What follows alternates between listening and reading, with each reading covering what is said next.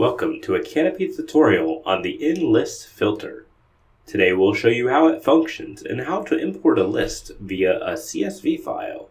For today's example, we're starting in the device module. We start by clicking on the Advanced Filter button on the top right of the screen.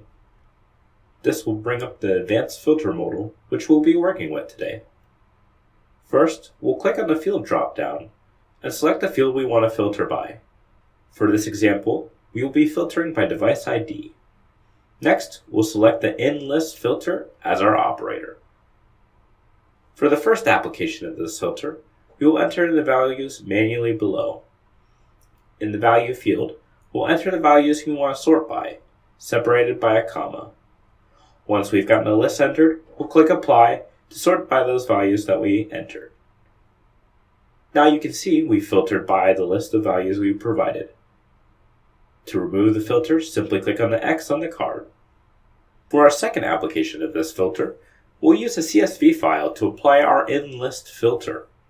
This option is recommended for those filtering by large lists. We'll repeat the steps as before, filling in the InList operator for device ID.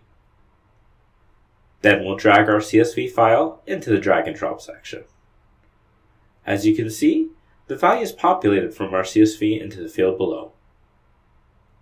We'll click Apply to sort by those values, and that's it. Now you know how to use the InList Advanced Filter.